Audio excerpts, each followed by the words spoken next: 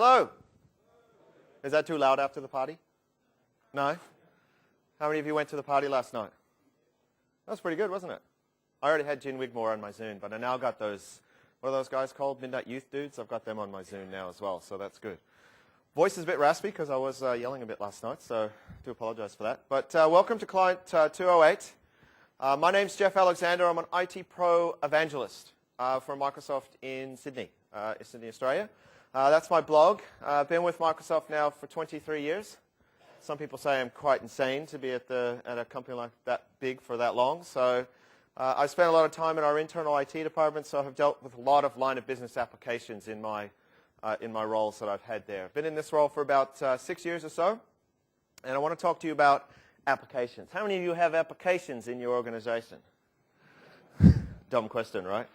How many of you are running on XP today? Okay, how many of you are running on Vista? I always like asking that question. One person. Two people. Yeah, okay. So how many of you are starting to move to Windows 7? Okay, have you moved? So many of you actually moved to Windows 7 already? Okay.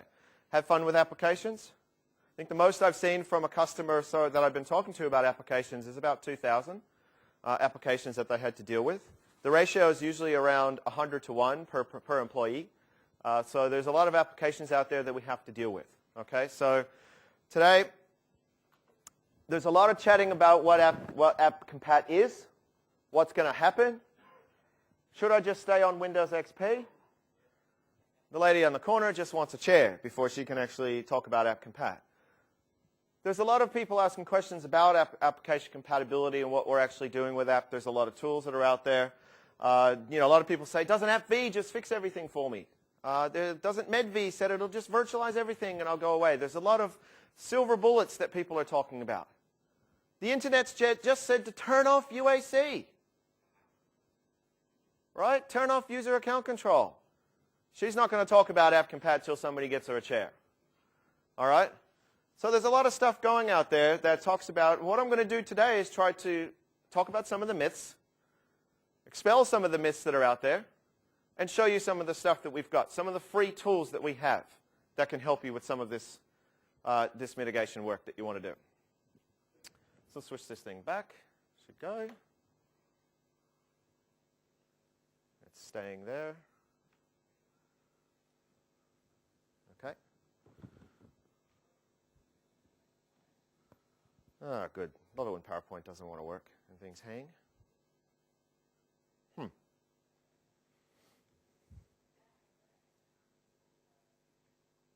Gotta love that, eh?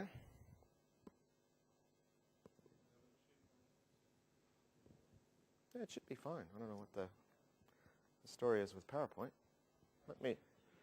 Yeah, it needed a chair, I think, so let's just go and see if we can end PowerPoint for the time being. I appear to be. That's right. You're correct. That's all right. It's all right. We can rebuild it. It's all good. Okay, let's go past that. All right.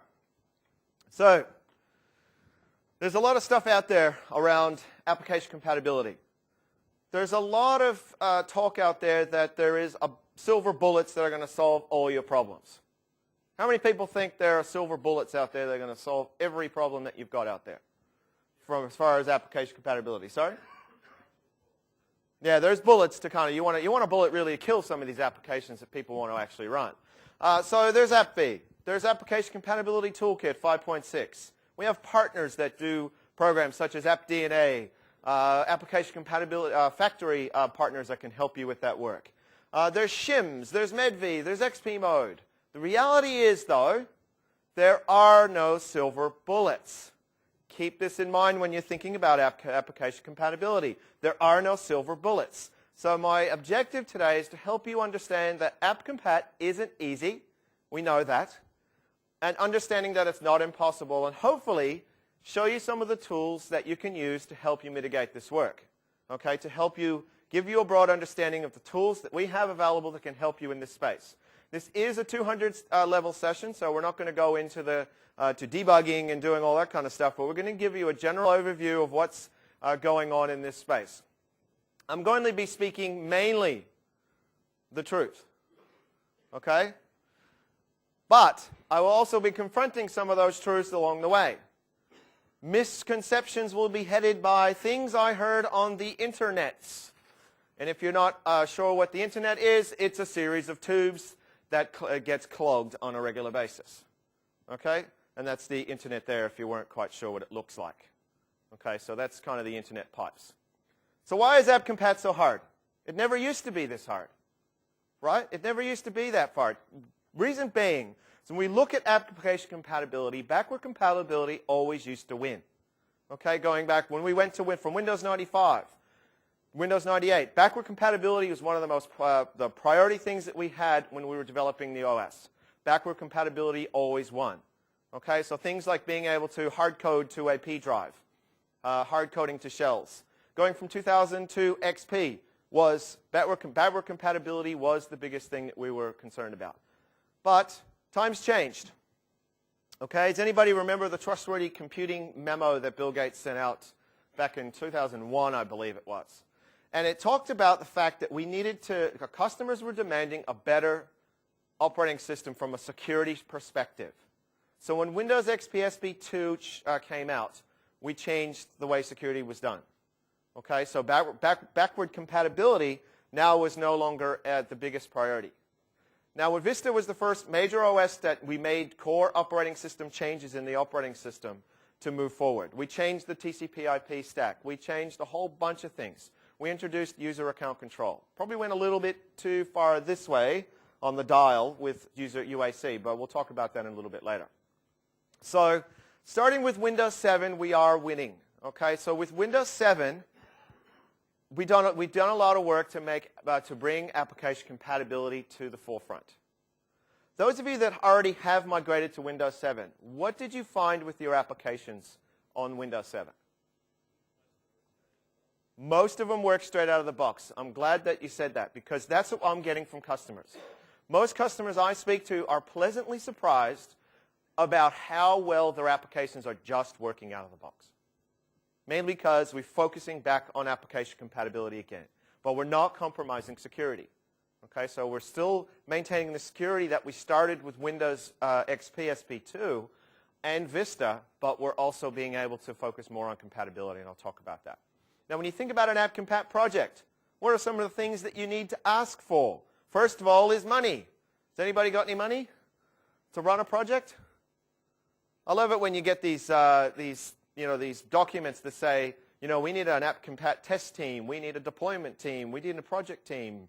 Most companies, that's like one guy doing all that stuff. Okay? You need to look at, first of all, an initial budget to be able to run an AppCompat project. You need to have some sort of way to find out what you have in your organization. So how do you find out what you've actually got in your organization? How do you get an inventory? We have some tools that allow you to do that. Okay, we have a tool called the Microsoft Assessment and Planning Tool, which will give you a basic inventory. But Application Compatibility Toolkit allows you to do more with that. Okay? But the other thing you want to look at is rationalization. That's a big piece of your project. Why? If you've got a bunch of applications in your organization, and there's some that you're not going to use, why would you bother checking to see whether they are actually going to work? Believe me, we have customers that want to do this. They go, okay, we've got an application here. We're not going to actually use it, Windows 7, but let's do some debugging anyway just to see if it works. There's no reason for you to actually do that. You need to look at your applications. Really rationalize what you're going to be using and what you're not going to be using. Okay, so this is kind of the flow that you get, and this comes directly from the AppCompat toolkit. And you need to go and, okay, look at, all right, well, let's set up a bunch of users that can do runtime tests and run tests of these applications. Okay, so I want to start what breaks in Windows 7. Okay, what do you think the most popular AppCompat issue is with Windows 7? 3 letters. Correct. I wish I had something to give away. They didn't give me any t-shirts. Okay, so the infamous user account control. Okay, so the goal that we had, some things had to change. Okay, the goal of UAC is to run a standard user. How many of you in your organizations and in your organizations now, those users that are on XP, how many of them are running as administrator? Okay? Some of you are running a standard user, right? How did you do that? Some funky stuff with ACLs and all that kind of stuff. So there's some stuff that you could do with XP, which I'll talk about a little bit later.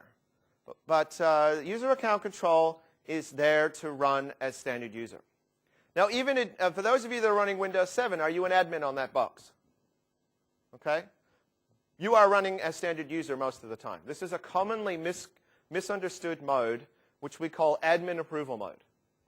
Okay? So what you get when you log onto that machine, if you're running as an administrator on a Windows 7 box, you get 2 tokens. Okay? One of them is your standard user token that you're running most tasks as you go through using the system. Anytime you need to actually elevate, you will with the same account. You don't have to do any of the run as stuff or any of that kind of stuff. You can elevate with the same account. It's the single biggest app compat that we've seen. But what I've also noticed is that it's the applications. What are most developers now on their machines? Administrators. And they code for administrator. So if we code the applications correctly, then the applications won't be prompting you as much because they'll be written correctly for standard user. Okay? What we tried to do in Windows 7, though, is we tried to give the user some more control over this by creating this dialog box. And here you can see, if you looked at this dial here, the top, if you move that all the way up to the top, you would be running equivalent to what Windows Vista was running at. Okay? Right here we are. When we're at the default, what we do with the default is everything that's part of the operating system, we auto-elevate that. Okay, so we will automatically go and run that for you. Like if you go into Device Manager, for example, we'll auto-elevate that. Okay, so that's the default. So the goal was to make this easier but not compromise security. So we're going to start off with one. Here's some things that you might have heard on the internet. Windows is asking me, are you sure? Over and over and over again. It's a pain in the insert your expletive there. Stupid smart people stupid and smart people disable it. Especially smart developers. Don't stop on me again. Okay. UAC breaks everything. It's okay to say, we recommend turning off UAC to run this software. Has anybody come across a piece of software that recommended that? Turn this off. Yes? Did you turn it off? You didn't. Good. Glad to hear that. This is all wrong. This is a misconception. Now, I have to say that we, as Microsoft, should take some of the blame. UAC was not articulated very well during the Vista timeframe. Okay, so we created a lot of that confusion ourselves. UAC is about running as standard user. It's the road towards standard user. So the truth is, it's the first step. It's required for you to improve security and to lower TCO. Okay? It's a suite of technologies to fix stuff. It's actually there to fix things, not to break stuff. Stuff that's broken is already broken because it's written for administrator. Okay? And running a standard user tends to break stuff if the applications are not written correctly. That's why no one did it before UAC. Admin approval mode, as I said before, allows administrators to run as a standard user and then perform those actions on the same account. Okay, they can go and then create and run those actions on that same account and elevate. Who agrees with this statement that your users should not be administrators to begin with? Good. I like that. That's good. You guys are good administrators here in NZ. That's great. Why would you say that about users? They're pretty smart, aren't they? No? Yes? Maybe? The internet's down. I didn't break anything. It wasn't my fault. That kind of stuff. So we shouldn't allow them to do that. The other thing you got to be careful about is that a lot of people don't realize this. When Vista was out, I remember running into people saying, oh, UAC sucks and I'm just going to turn it off. First thing when they do that is they turn off protected mode in Internet Explorer. That gets turned off straight away. Okay, so you got to be careful about that as well. That if you disable UAC, you're going to turn off IE's protected mode. Okay. The other thing we do better, we have this concept, and you'll hear this concept of virtualization a lot when you talk about app compat. Okay, so what this will do is we have file and registry virtualization, which redirects attempts to access protected areas of the operating system to the non-roaming parts of the user profile, so their local profile. So essentially what we do is we have a driver that intersects the application, tells that application to write to the virtual store. There's a folder in the user's profile called app data that allows us to write to that folder instead. So it allows us to trick the application. Now, a lot of confusion comes around the fact that people think that app-v is similar to file and registry virtualization. It's not related to app-v's bubble, which I'll talk about a little bit later on. This is a per-user setting. App-v is per application. Okay, so this is per user. So you're going to hear a lot of times, how many people remember when Windows Server 2003 came out? Do you remember what the name used to be called? It was .NET Server. So .NET was the big thing back in the early 2000s. Now, if you put virtualization into your product, that's the buzzword of today. We got virtual memory. We got virtual address space. We've got Java Virtual Machine. We've got virtual reality. We've got UAC, file and registry virtualization. If it's cool, you want to put virtualization into that. There's a whole bunch of things. It's the new .NET, so we're getting a lot of overload with virtualization. There's VDI, virtual desktop infrastructure. There's a whole bunch of things around virtualization. Okay? The good thing about UAC's file and registry virtualization is that it's totally transparent to the application. The application doesn't know anything differently. It basically fixes the permissions-related issues that you might have with the application. And there's a number of ways we can do that. And I'll talk about shims a little bit later on and show you how to create a shim as well. Does not apply to all applications or file types, but it applies to some of them. New in Windows 7, though, and we didn't do this in Windows Vista, is in Windows Vista we could not redirect writes to the C drive, directly to the root of C. So if you wanted to write a file to the root of C drive, you couldn't redirect that in Windows Vista. We can now do that in Windows 7. If you write a file to the C drive, we can redirect that to the virtual store. Okay, so that helps with application compatibility as well. Okay, IE8. How many of you are running IE7 or IE8 in your organizations? How many still running IE6? Okay, so a lot of people reckon that, you know, if you heard on the internet that IE8 breaks the web and makes little girls cry. All right, if your site works in IE6 but breaks on IE8, what's the solution? Run Firefox. It's all good. Wrong. This is incorrect. IE8 has had some good success around standards compliance. Okay, so what we've heard a lot is that developers are really getting tired of writing applications for different browsers that require different settings. Okay, so there was this thing going on a while back called standards compliance. So it's good for the web. Our app compat is upward in the neighborhood of over 80%. And compatibility view is very, very helpful for those websites that don't appear properly. Okay, it's on by default for the intranet. Okay, many tools are available for troubleshooting, and I'll show you some of these. Some of the fixes can be very, very easy as to how you can fix these, or they're going to have to require you to go to the developers and get inside the code and fix it. Okay, so and the thing about IE8 applications is when you're talking about web applications instead of Win32 applications is that they're either really easy to fix or they're very hard. With Win32 applications, you've got a lot of options about what you can actually do. Okay? Hardest problem is IE6 applications. But MedV provides that solution for IE6 applications in that if you go, like if you have an Oracle SAP, you can use MedV to run that particular application inside a virtual machine through Microsoft's Enterprise Desktop Virtualization, which I'll talk about in a second. Internet Explorer mode. So things I heard on the internet about Internet Explorer mode, it's almost like running a secure browser, like Safari. Is Safari a word you can use with secure in the same sentence? Probably not. It's Microsoft Security Theater. It breaks all my Java and my ActiveX controls. This is also wrong. Okay? Internet Explorer mode has protected from view from exploits. You'll notice that we've released probably about 6 or 7 exploits over the last 6 to 12 months. And a lot of those were resulting in, if you had turned off protected mode, you would have got these exploits. So Internet Explorer mode is there. If you've left UAC enabled, you are protected.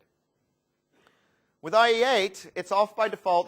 One of the changes we made with IE8 is to turn off protected mode in the intranet zone. Okay, so when you're in the intranet zone, you can get that off. External sites can be added to the trusted sites. So if you want to fix that, you can add those to the trusted sites. E.g., sites that require, Java or something like that. And even Google Chrome and Office 2010 are starting to use this idea of a sandboxed environment, a protected area where the user can't cause any damage. Because we all know that users never cause damage, right? It's always a funny one, that one. Okay. I heard some stuff on the internet that you changed the version number. Why did you do that? There was really no reason to do that. Couldn't possibly cause any problems by changing the version number, right? Windows 7 is version 7, right? No, Windows 7 is 6.1 because it's just a minor upgrade and therefore probably should be free and you should go steal it. That is also wrong. Windows 7 is 6.1.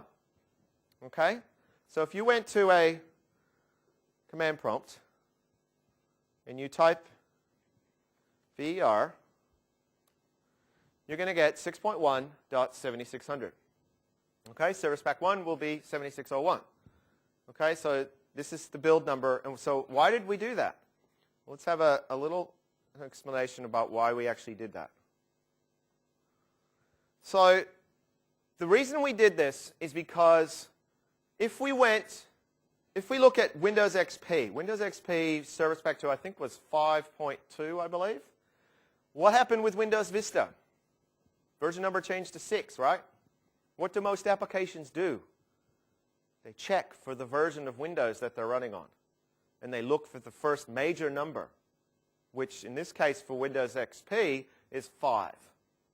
By moving to 6, everything broke. By moving, now if applications look for a 6 and we increment it, then that is going to help us, like you were saying there, that most of your applications ran. Now what's going to happen is more applications are going to keep working just out of the box. So next version of Windows will probably be 6.1.1. 6.1.1.1, Windows 9. If you went on down this road, this is how we would go. We probably won't be doing that, but this will help us now to help you move along the road of getting your applications to work on the next version of Windows.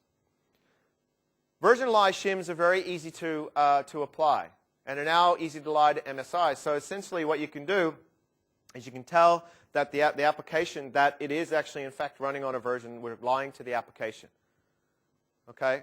So we've had a case where a customer did this in their application. And when you go and look at a screenshot for that, and I've hidden this in the slide deck, if you go and actually look at it, they go and look for 5, dot whatever for the application. And when we try to run it on Windows 7, hey, that's 6. That application's broken.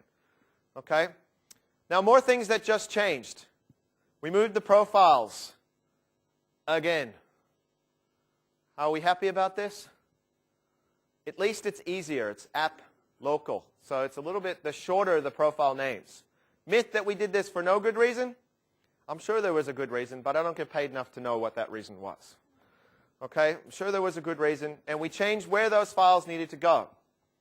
There's no guidance about where you need to put the stuff, and that is something we're actually working on to help you get some more guidance on that. So keep an eye on our TechNet site for that.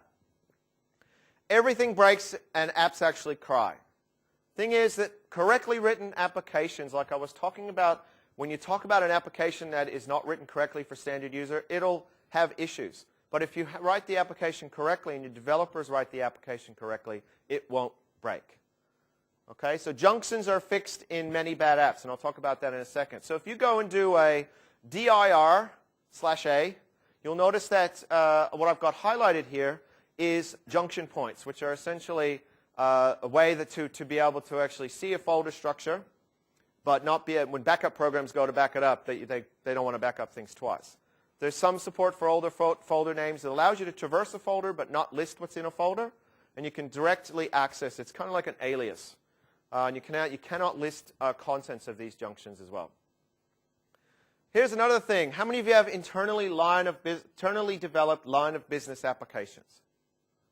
Okay? Applications that might have been written in VB6. So the VB6 dev or developer decides to modernize the dialog background using the first white color he finds. I thought, the background should be real. This application be really good if it was black text on a white background. So the first white color he or she finds is the active title bar text. Now they decide to modernize this for Windows Vista or Windows 7, and what happens? This is our bad color choice demo. What happens here is now the text is black and the background is black. So you think that when that happens, it looks like Windows 7 has broken my application, when in fact all they need to do and go in is just change one of the active title bar text, and it's a pretty quick fix. So there's some things in there that we've seen when we've talked to customers. So how good are the tools to find the problem? How many of you have heard of the Application Compatibility Toolkit? Okay, good. So if you hear on the internet, we hear a lot of stuff around that the Application Compatibility Toolkit is a silver bullet and will solve all my problems. I mean, look at the name. It's Application Compatibility Toolkit. That's the only thing I need. That should be the only thing I should have to worry about. If ACT doesn't find all your issues, now just keep running it longer. It'll find it eventually. Right? The other thing we hear as well is that we compete directly with other vendors. I think I spelled vendors wrong there. I wasn't trying to do that for your benefit, believe me. And it's critical that we win. Okay, that's wrong. The Application Compatibility Toolkit is designed to do a good job of inventory. Okay, it allows you to analyze your portfolio of applications, evaluate those applications, and see what the impact is going to be on upgrades and allow you to mitigate those applications for fix later on. Okay, it allows you to rationalize those, so you go through and look at your list of applications. One thing I've found that's really common in organizations is that device drivers tend to be common across different applications, different machines. So if you get rid of all those, you get rid of a whole bunch of applications that you have to worry about. Allows you to manage issues, solutions, and change compatibility information with others. What we do with ACT 5.6 just had an update that just came down yesterday, I believe. What's today? 1st of September, 2 days ago it just came down. So essentially what we do is we run a whole bunch of data collectors. How it's different to the MAP toolkit is MAP uses an agentless technology. Okay, and it uses the technology that's already in your organizations to go out and give you a basic inventory. ACT uses agents to do inventory for i.e. it looks for UAC issues as well. Okay, so the agent framework allows you to add different compatibility evaluators based on what you're trying to find. Okay, so it'll go in and it'll allow you to go and search those machines, configure them, run them, categorize them based on department, run those particular scripts to see how your applications are looking at. But I want to show you what this looks like so you can see what kind of data we get. First of all, that is a weird theme, I know. They're getting increasingly funky about the themes they put up on when you right-click in Windows 7, personalize, get more themes online. This is one of the default ones they've got up there. It's called Imagination. I don't know what somebody's smoking, but there you go. That's that. So first thing I want to show you is comparing the Microsoft Assessment and Planning Toolkit with what you get out of ACT. Okay, so this is MAP. How many of you have used MAP in your organizations at all? Okay, a few of you. Okay, so MAP allows you to essentially do what we call a readiness assessment. This goes out, and without agents, it'll go out and actually look for the compatibility of your machines with Windows 7. Okay, so it goes and looks at your machines, tells you whether those machines are compatible with Windows 7. And it gives you a basic inventory of the products that you might have in your organization. Okay, and this does this without an agent. It just goes out and uses the infrastructure you already have in your organization, but it gives you very basic information. The good thing it does do is it writes up a nice report for you. So if those of you that have to justify why you're going to Windows 7, at least it gives you a business case at the beginning. So you don't have to write that report. It writes out a whole bunch of things to give you an analysis of your computer. So it's when you're looking at going towards Windows 7 or any deployment project or looking for app compat, you first of all need to know what you have. So that's the starting point. But what ACT actually gives you is it gives you a bunch of things to allow you to find out what you have. So this is the Application Compatibility Administrator, and this is one of the first tools that you're going to run in this application. This allows you to run go and create a collection based on what you're actually looking for. So this will go and look at your environment, go and set a bunch of machines that you want to put this on. It creates an MSI package that you deploy down to your users' machines, and that analyzes those machines to see what they have on there. So first of all, we've got to do is we've got to create a collection package. And when we go and create a collection package, let me just go back to here.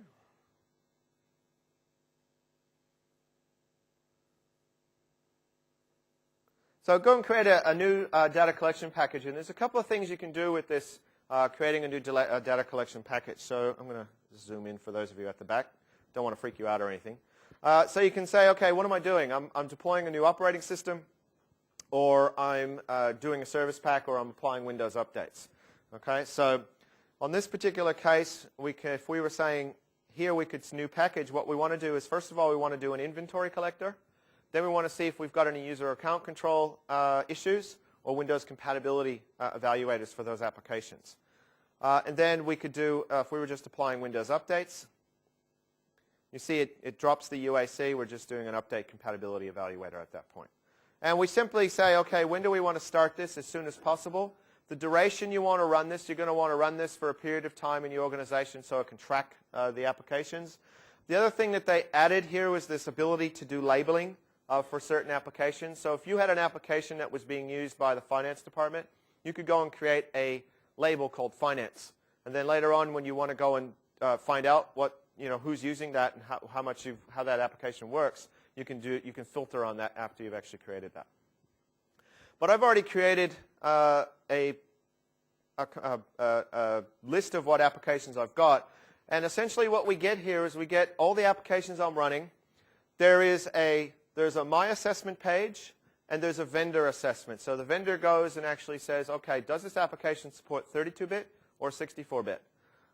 Does it actually get the tick? And what you can do at this point in time is you can go and look at specific applications and say, I'm going to be using an application later on called Stock Viewer that I want to actually show you. So I can double click on this, and I can go to the Issues tab, and you can see, I was talking about the Application Compatibility Toolkit fix that we just released. This fixed some of these community issues that people were having. So you can go in here, and you can create your own issue if you wanted to. So we can go and say, add an issue, what applications this applies to. So you can say, this is a standard user issue.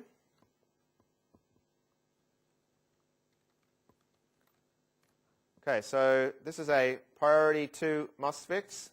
The severity you want to write to that, you can put some notes in there, whatever you want to do there. And then we can save that.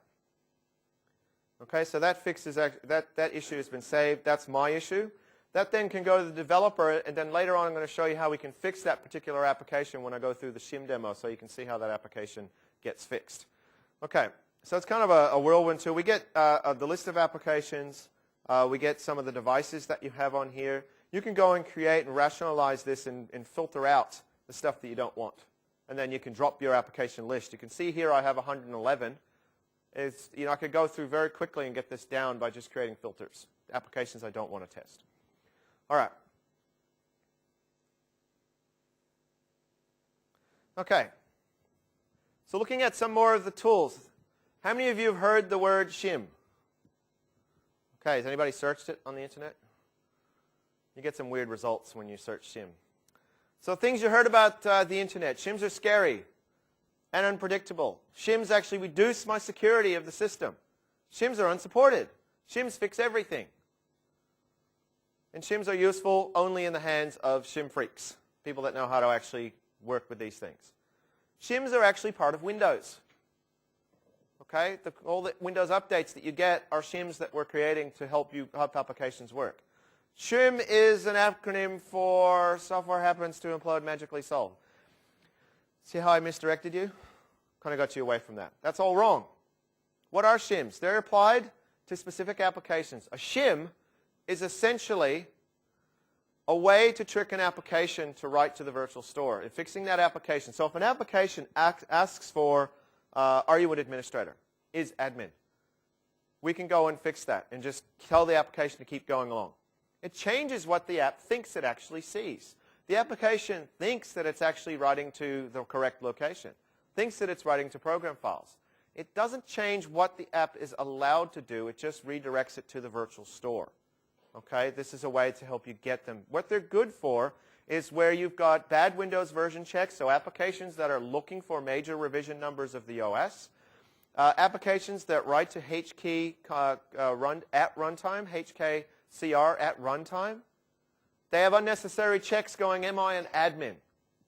Or they're writing to protected keys and files or parts of your app thinks it's an application, or some registry redirections is where they're bad. The rest of the story is that some of the considerations is that not all general shims have the same customer love implied. And some of the tools that we have are not integrated into other management tools, and they're primitive. Okay? Thing about them, though, is that you can do a lot. There are top 10 shims that will fix most of the applications you have in your organizations. But if you want to become a shim ninja, or somebody that's really, or a shim freak, it does take a fair bit of time to figure out how to do this. So you just got to be careful about that. So let's show you, I showed you before in the Application Compatibility Toolkit how we actually how we kind of put an issue in for an application that we're having issues with. Let's go and fix that application and create a shim for it. Okay, so the first thing I'm going to do, though, is I'm going to pretend, I'm the user that's having an issue with an application. But the help desk or the developers need some way to capture that. So you've probably seen this before, but I'm going to start using the problem steps recorder to record the issues that I'm having with this application so I can then send it on. This is built into Windows 7. If you haven't seen it before, that's cool. But if you have, that's cool as well. So we'll start to record the issues that we're having. Then I'm going to go and start my little stock viewer application, okay, which is part of the Application Compatibility Toolkit now, and it's called Stock Viewer. It's a badly written application. First of all, what it comes up with. Okay, it says you must be an administrator to run this application. Okay, why is that? Because I'm running as a standard user on this machine, okay, which is where we want to get people to. What does the application look like if we run it on Windows XP? Okay, so I've got XP mode installed into this machine. What XP mode allows is another option I'll talk about in a second, is if I try to run this application, which I've installed in this XP mode,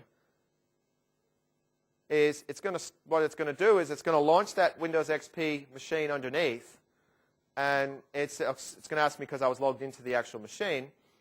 It's going to launch the application, and it's going to run perfectly fine. So while that's actually doing that, we're going to go and try to use this application, and we're going to go and do some things that a user would do with a line of business application. We'll go from check for updates. Oh, that wasn't very good. I got an unhandled exception error. So what do you think a user is going to do with that? Well, let's just try using the application. Let's go and create a report. Oh, that didn't work very well. Let's go to favorites. Let's go to some options and save my preferences. Oh, that didn't work very well. Another unhandled exception error. You get the idea. Users are starting to get frustrated because their application's not working correctly. Okay, so we'll continue. They keep trying. We're going to go and try. You see, half the menus don't work. Things are bad. Okay, so we'll try this help file again, check for updates, and we'll quit. Finally, the user quits the application, and they get frustrated. Okay, and they get that error, and they don't know what to do. So now what we're going to do is we're going to stop our problem steps recorder, and we're going to say this is our stock viewer, and we're going to save that to the desktop. Essentially what that's done is that's just saved a little HTML file. And the HTML file just has all the screenshots normally. So it has the screenshots there of what they did with the application. And then we can send that off to the help desk so the help desk and now the developers can go and fix that application. Okay, so let's close that down.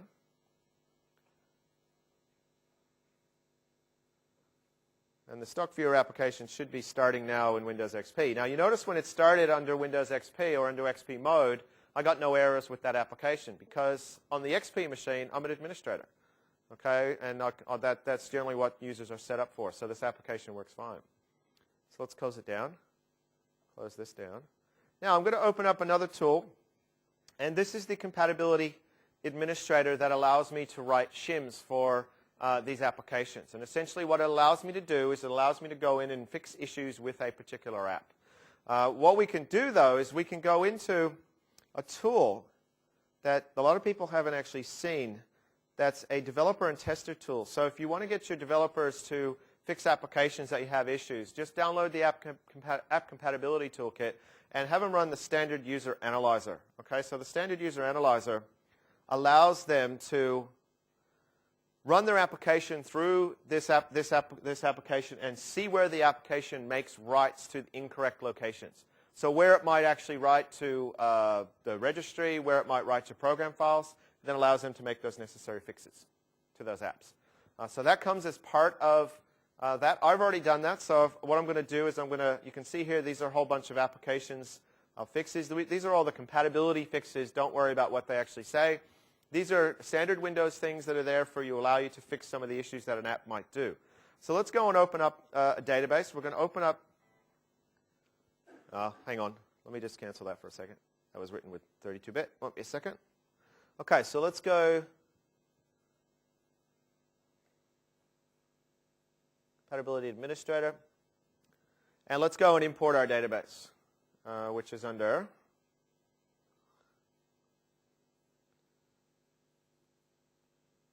my C drive, under Demos, under Windows 7,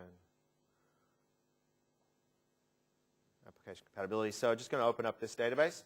Okay, so you see I've got that database there, and you can see there's a couple of things that it's going to do to help me debug, to fix that application so that it works correctly.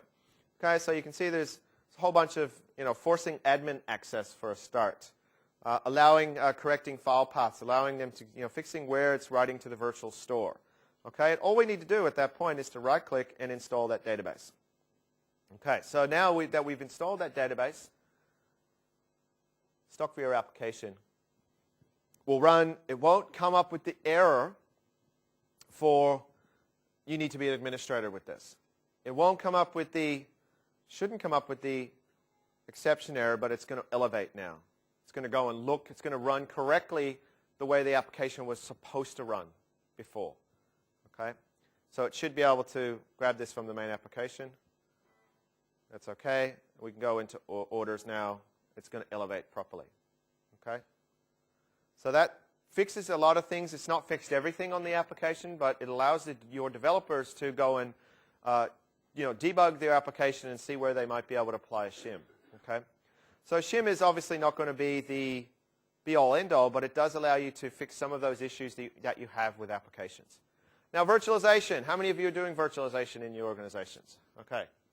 Now, virtualization, there's a whole bunch of things that we think about when we talk about virtualization from an application compatibility thing. So application virtualization, which is AppV, which is part of Microsoft's desktop optimization pack. If you can't fix it with shims, you can just use AppV and sequence it on XP. AppV fixes app-to-OS bugs. You can't shim AppV applications. This is all wrong as well.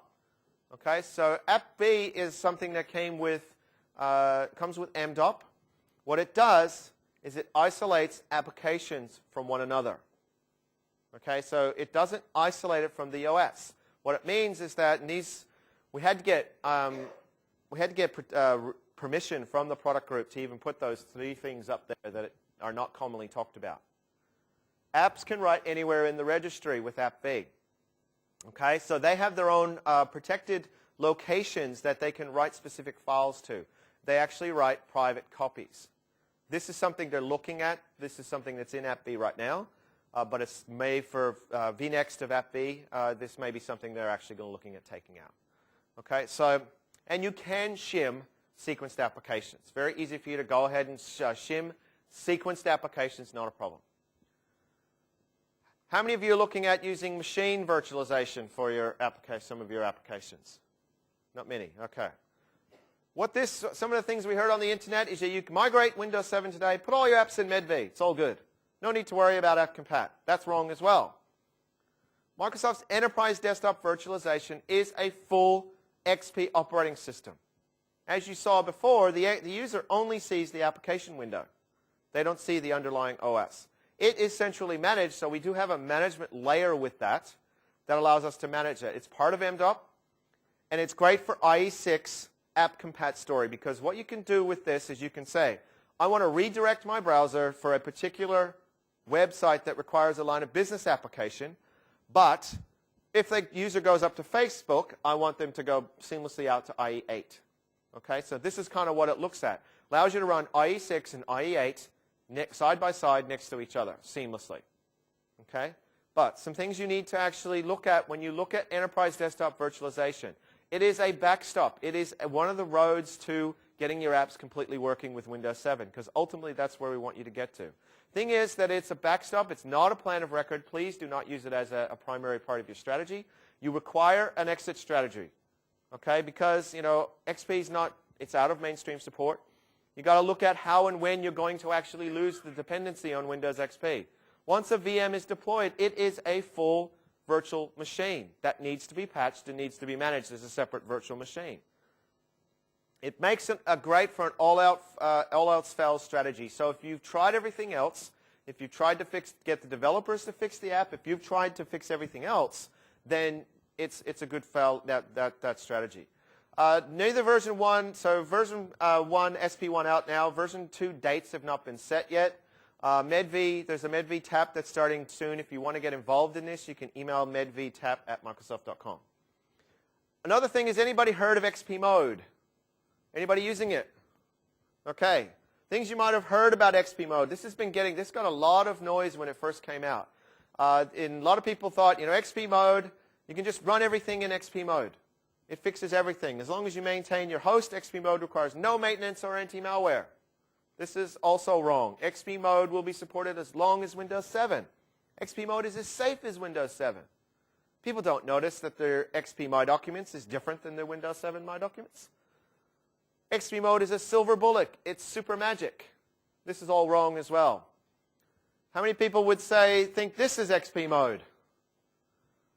This is tricking an application. This is a type of shim. This is a version lie for an application.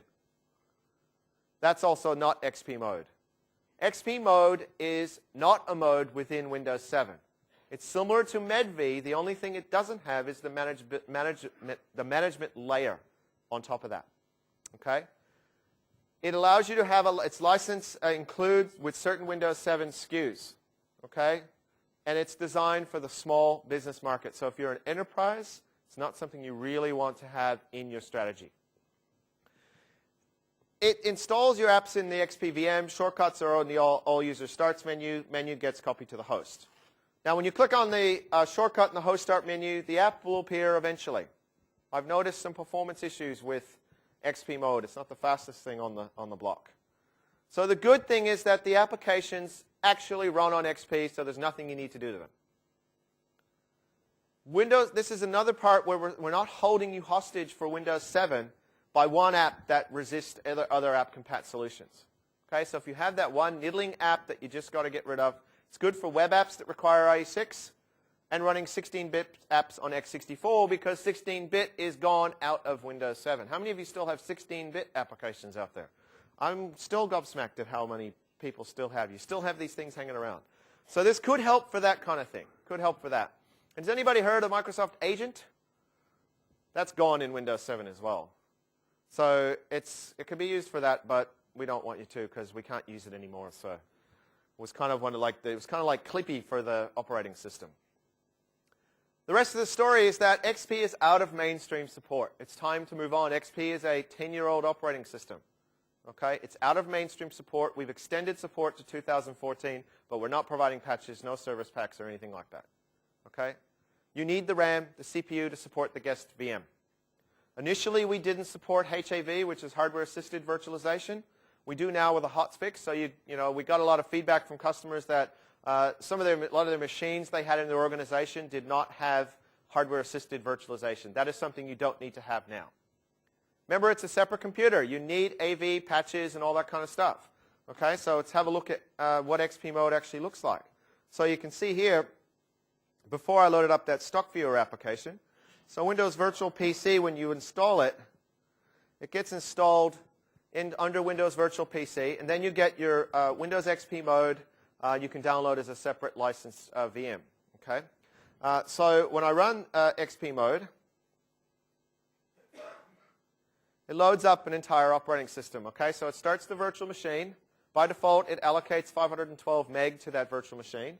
And you'll notice also over here, it'll load up all my applications that I've installed into a special menu down the bottom here. So I've installed Office 2003, I believe, on this machine.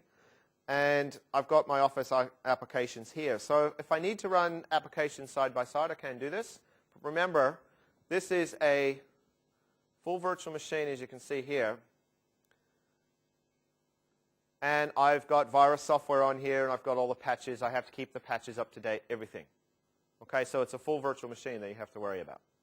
So I've put security essentials on there just to make sure I've got virus. And you've got to make sure of that. Now, I'll just close this down to show you what an app looks like when we run an application. So here I'm loading up Word 2003, which allows me to run an older version of an app side by side with a new version of app. So if you're actually looking to go to Office 2010, but you still have some use for older versions, you can do it this way. And as I said, the application will start eventually. No, I don't want to worry about that just at the moment. Okay, so you see my Office application starts up. The only thing the user notices that's different is that it looks like Windows XP, but it's running transparently underneath on a virtual machine. Okay? All right, let's close that down. Okay, what about security? I heard some stuff on the internet about security. Running a standard user on XP, if you are running a standard user on XP, you're probably doing something around modifying your ECLs. There's nothing wrong with doing that, however. Then a lot of people have said, oh, there's nothing wrong with doing that forever. Security settings that break stuff can't be turned off. What do we see? A lot of customers that are going and giving users, instead of running as administrators, they're giving them rights to things like SE Backup, SE Restore, and SE Load Driver. Oh, and write access to program files. It's okay. They're standard users. It's all good. So they are running as standard user, but they're actually going and doing lots of funky things to allow them to be an administrator anyway. So they're doing stuff to allow that. Okay, this is wrong. You shouldn't be doing this. Only what thing you'd be doing is changing security is that other options don't work, and if you need to loosen file or registry permissions. Okay, allowing an interactive user to start-stop a particular service, or if you're disabling IE security feature, e.g. DEP. You've got to be careful about this. It must be done fairly surgically. Least amount of additional privilege on the smallest number of objects. The benefit is this, that it's a little bit more predictable than shims, but you do run into a risk of elevation of privilege and system instability. You've got to do some threat modeling to get this right. Okay, so what are those geeks actually doing? What we tend to recommend is that get the repro, run the strips for common secure solutions, leverage some of those tools and the basic fixes. There's got to be some sort of handoff between IT pros. How many of your developers talk to your IT pros? One? Do they actually talk to each other? If they were in a room in a session, would it be the first time they ever met? Probably. That's a lot of organizations it is, so we've got to be careful. I'm getting close to my time here, and I want to leave some time for questions. So who is there to really help with me? So our Microsoft Consulting Services has a compatibility strategy. MCS does this. We also have partners that do ACF engagement. We also have partners that do the analysis phase to allow you to test and remediate those applications. So there's a lot of help out there when you're looking to remediate that, because if a lot of the partners that have done a lot of this work have done it many, many times over, they can save you a lot of time to get to Windows 7. What can you do? I know none of you did this, but if you did, please turn UAC back on. No, really, turn UAC back on, because you're compromising the security of your system. Stop building Microsoft Agent. If you have developers that are building agent applications, tell them to stop. Come on, you just turned UAC back off, didn't you? I saw that. Make sure you keep UAC on. Other thing I wanted you to take away is that one tool is not going to solve all your application compatibility issues. There's a number of tools that we have available that can help you. You need to look at the one that works best for you. Okay, but ultimately where we want to see customers go, the goal is to get to compatible applications. Get your developers on Windows 7 so that they write for Windows 7 and they understand, get them using the operating system so that they're writing compatible applications that work properly on these particular platforms. Get them on the future platforms, get them excited, get them wanting to write applications for this platform. So if you want to find out more, we have an application compatibility portal on TechNet. You can get that there as well. Also, Chris Jackson and some other guys wrote some good articles around your application compatibility project in the June 2009 issue of TechNet magazine. Also, there are some more in the March 2010 issue of TechNet magazine that has some good information around App Compat to help you with that. So with that, I will say thank you for listening. I've got about 5 minutes to answer questions. So thanks, guys. If you've got questions, please come on up, or we can throw them out now.